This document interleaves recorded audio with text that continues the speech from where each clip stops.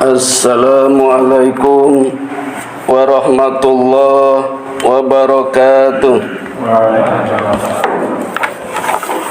Alhamdulillahilladzi ahyana ba'dama amatana wa ilaihin nusyur. Asyhadu an la ilaha illallah wahdahu la syarika lahu wa asyhadu anna Muhammadan abduhu wa rasuluhu la nabiyya ba'dah. Bapak Ibu, saudara-saudara jamaah Masjid Al-Hikmah yang dirahmati Allah, tadi saat sholat subuh di rakaat pertama setelah surat Al-Fatihah, saya membaca surat nopo Bapak Ibu? Kok mboten jawab niki? Oh nggih, Al-Qadar. Akarane mboten sahur ya wong niki. Simbah saya dulu bilangnya surat Inna Anzalna, karena kebetulan diawali dengan kalimat Inna Anzalnahu. Yang benar, itu juga benar. Yang benar surat Al-Qadar. Yang isinya diantaranya Inna anzalnahu fi lailatul qadr. Sesungguhnya kami, kata Allah, telah menurunkan Al-Quran pada malam Lailatul Qadar. Wa ma adraka ma Lailatul Qadar. Apa itu malam Lailatul Qadar? Lailatul Qadri khairum min alfi syahrin. Malam Lailatul Qadar adalah satu malam yang lebih mulia, lebih utama, lebih baik daripada 1000 bulan.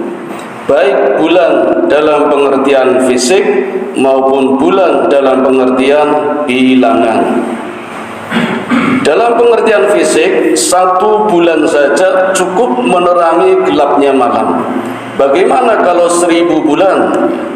Ilmuwan sangat meyakini bahwa di alam semesta tidak hanya ada 1 bulan, bahkan 1000 bulan. Karena bulan yang ada di tata surya galaksi kita dan galaksi yang kita tempati adalah bagian dari galaksi kerdil sekaligus galaksi raksasa. Galaksi kerdil itu jumlah planetnya, jumlah bintangnya sekitar 3 miliar. Sedangkan galaksi raksasa itu jumlahnya ratusan juta miliar. Dan kumpulan dari galaksi itu namanya gugusan. Kumpulan gugusan namanya alam semesta, dan kumpulan alam semesta namanya semesta alam. Maka benar, alhamdulillahirabbil alamin, segala puji bagi Allah Tuhan semesta alam. Apalah artinya pujian bagi manusia yang hanya ada di dunia? Tidak ada artinya. Pujian Allah meliputi semesta alam. Di mana di dalam semesta alam ada alam semesta, di dalam alam semesta ada gugusan, di dalam gugusan ada galaksi, dan salah satu galaksinya yang kita temati adalah galaksi Bima Sakti. Dan kita di bumi ini 1 dari 8 planet. Ada Venus, Mars, Uranus, Jupiter, Neptunus. Dan 1 bulan saja cukup menerangi gelapnya malam, apalagi 1000 bulan. Jadi sangat diyakini ada alam semesta lain selain alam semesta yang kita tempati. Maka ketika alam semesta di belahan alam yang sana terjadi kiamat, kita tidak merasakannya.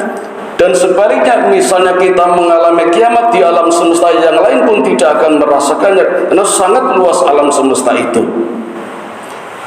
Sedangkan pengertian bulan dalam pengertian bilangan 1000 bulan, kalau kita bulatkan dalam hitungan tahun adalah 23,3333 tahun.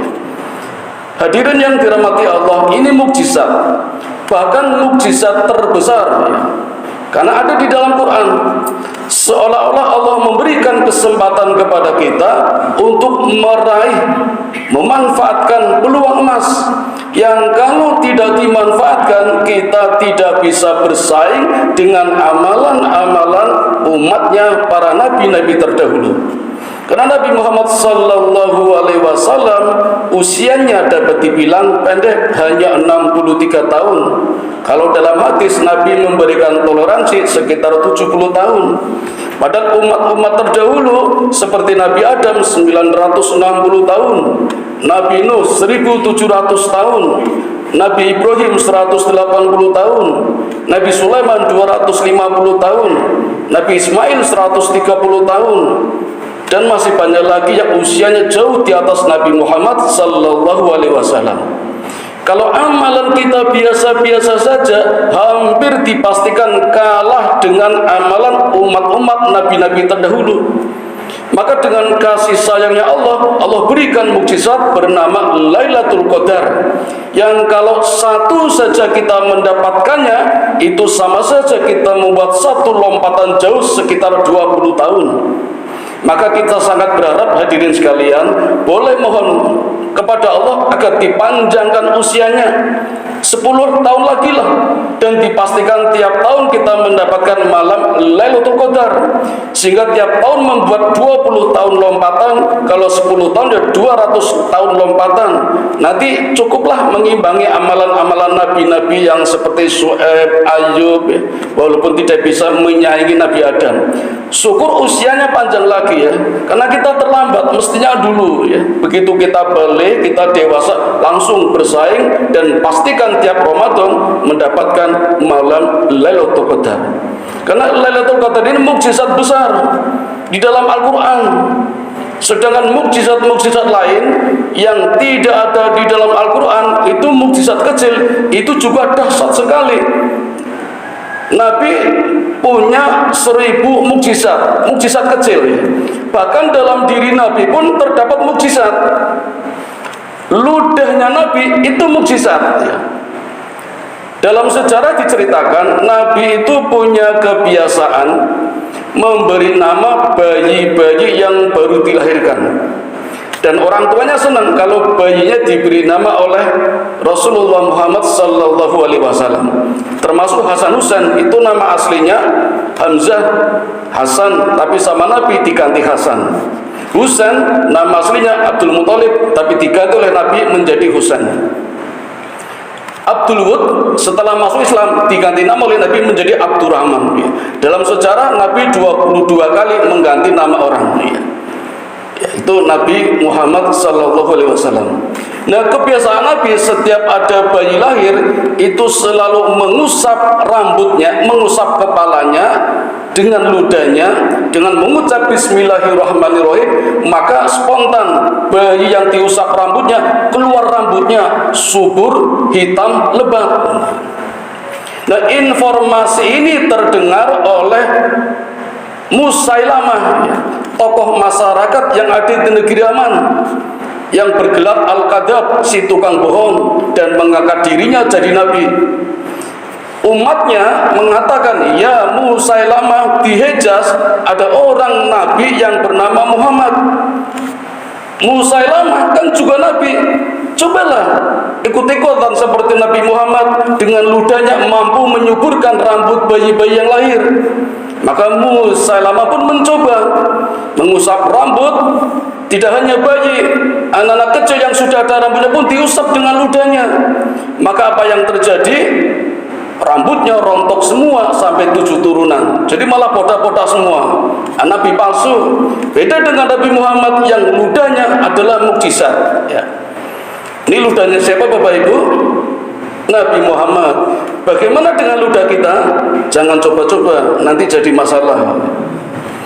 Di kesempatan lain, penduduk Mekah mengalami kekeringan sumur. Ada juga yang ada airnya tapi baunya busuk. Maka minta tolong kepada Nabi.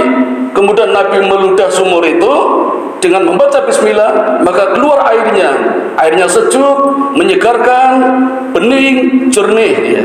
kayak air mineral. Lagi-lagi terdengar informasi ini oleh umatnya Musailamatul al-Kadzdzab, maka dia pun mencoba ikut-ikutan dengan meludahi sumur-sumur yang ada di negeri Yaman. Apa yang terjadi? Sumur yang sudah ada airnya malah berbau busuk, hitam, pekat, dan racun.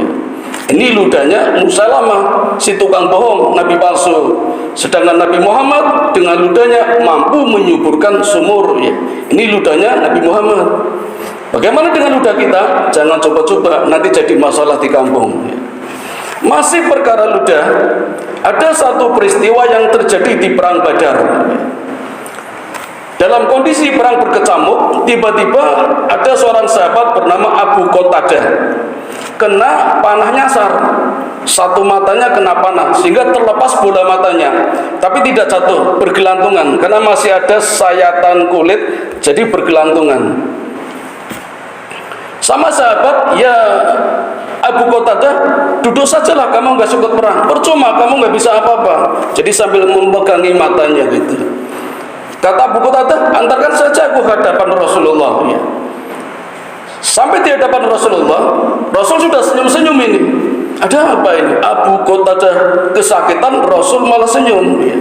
Sampai di hadapan Rasul, Rasul bertanya, ya Abu Qatadah, aku bisa saja menyembuhkan matamu, tetapi kalau kamu mau bersabar, aku jamin masuk surga.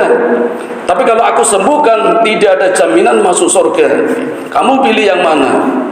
Abu Qatadah ini orangnya ganteng, gagah, putih, dan sebelum berangkat perang Badar sudah melamar seorang gadis. Rencananya kurang perang, kalau tidak mati syahid akan menikah. Nah, kalau matanya lepas satu, mana ada yang mau gadis-gadis Mekah ketika itu? Maka dia memilih. Dia bilang kepada Rasul, ya Rasulullah, sembuhkan sajalah mataku dan sekalian aku didoakan agar masuk surga. Oh, jadi malah minta dua-duanya itu. Rasul senyum. Jadi ternyata tadi Rasul senyum itu Rasul sudah tahu jawabannya kalau Qatadah akan memilih itu. Maka Rasul menyembuhkan dengan ludahnya, lagi-lagi dengan ludahnya. Sampai-sampai Abu Qatadah bingung membedakan mana tadi mata yang rusak dan mana tadi yang tidak rusak. Sama-sama bening. Itu mukjizat Rasulullah Sallallahu Alaihi Wasallam. Itu mukjizat kecil, karena di Quran tidak ada, hanya ada di dalam hadis dan kisah-kisah. Itu baru ludah. Tangannya Nabi masih di perang Badar, Nabi sempat terperosok jatuh ke lubang yang dibuat oleh orang munafik. Ketika Nabi jatuh, Nabi berteriak, ya Ali, ambilkan tombak kecil. Maka dengan tombak kecil Nabi menahan 70 pasukan kafir Quraisy yang dipimpin oleh Abu Sufyan. Menahan dengan tongkat kecil. Banyak orang mengatakan umat Islam kalah, pasukan Nabi kalah di perang Badar. Ya silakan, tapi kalau saya mengatakan justru menang. Karena dengan tongkat kecil yang dipegang Nabi mampu menahan, bahkan membuat mundur pasukan kafir 70. Dan dikabarkan dalam kisah ini, karena tongkat kecil kekuatan Nabi inilah, maka pasukan Badar berpikir, ini baru Nabi 70, bagaimana dengan yang lain? Sehingga mundur ya. Itu kisah perang Badar. Kalau saya ceritakan lengkap butuh waktu 1 jam. Kekuatan Nabi tangannya. Satu lagi yang terakhir, Nabi punya kebiasaan setiap habis asar itu latihan gulat ya. Kalau pagi Nabi sering latih berlari, berkuda ya. Berkudanya tidak duduk tapi berdiri di atas kuda sambil menombak. Itu Nabi dan sahabat-sahabat. Itu pagi hari setelah sholat duha. Kalau habis asar Nabi selalu latihan gulat. Jadi dibuat ring itu pakai batang korma. Nah, ketika latihan gulat itu yang menang pasti kalau tidak Sayyidina Ali, Umar bin Khattab, hanya itu gantian yang menang. Suatu saat Sayyidina Ali mengalahkan langsung 3 lawannya, dibanting semua. Lalu Ali mengatakan, saya juaranya, nggak ada yang mengalahkan saya. Begitu Ali dengan sombongnya seperti itu, Nabi mengatakan, ya Ali, kamu sudah ditunggu orang di balik bukit sana yang akan mengalahkanmu. Wah, Ali penasaran ini, siapa ya Rasul? Datang aja ke sana. Maka Ali segera menyusul ke sana, ke balik bukit ya. Sampai di sana ternyata betul sudah disediakan ring dengan batang korma, dan di tengahnya ada seorang lelaki dengan menggunakan jubah hitam, wajahnya tidak kelihatan. Ali masuk ke dalam ring, lalu bertarunglah. Hanya dalam waktu beberapa detik Ali terjatuh, lalu mengatakan, aku mengaku kalah, tapi izinkan aku mengenal siapa gerangan yang mengalahkan aku. Setelah jubahnya dibuka, siapa Bapak Ibu? Ternyata Rasulullah Sallallahu Alaihi Wasallam. Inilah mukjizat. Kapan Nabi lari di balik bukit ketika Sayyidina Ali sudah berlari? Berarti dengan cepatnya Nabi berlari mendahului Sayyidina Ali, bahkan tidak kelihatan. Padahal baru mengatakan, dan hanya berapa detik saja mampu menjatuhkan Sayyidina Ali. Dan Nabi orang yang baik, tidak ingin mempermalukan Ali, maka Nabi menjatuhkannya di tempat yang sepi. Kan beda dengan kita, langsung dipermalukan di depan umum. Nabi nggak mau, nanti malu, kasihan dipermalukannya pas sepi. Itulah Nabi Muhammad Sallallahu Alaihi Wasallam, Nabi panutan kita yang penuh dengan mukjizat. Ada 1000 mukjizat, mukjizat kecil. Tadi saya baru menyebutkan hanya beberapa saja. Dan mukjizat yang terbesar adalah mukjizat yang ada di dalam Al-Quran. Insya Allah di pertemuan berikutnya akan kami tunjukkan beberapa mukjizat agar menambah kesaksian kita bahwa Nabi kita adalah Nabi yang tidak main-main, yang mungkin masih banyak orang meragukannya. Mudah-mudahan kita termasuk golongan yang setia padanya dan mendapatkan syafaatnya. Amin ya rabbal alamin. Mari hadirin kita tutup pengajian subuh ini dengan bersama-sama membaca doa kifaratul majlis. Subhanakallahumma wa bihamdika asyhadu an la ilaha illa anta astaghfiruka wa atubu ilaik. Assalamualaikum warahmatullahi wabarakatuh.